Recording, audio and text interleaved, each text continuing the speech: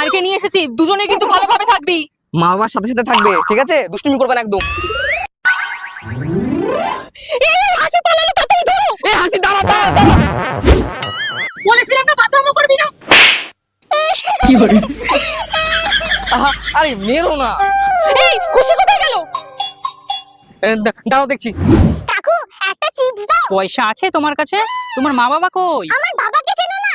কালু গো, পাড়া সবাই চেনে। দাও। এই নিন দাদা, চিপ দিন। এই তুই এখানেই বস, আমি দেখি কোথায় গেল।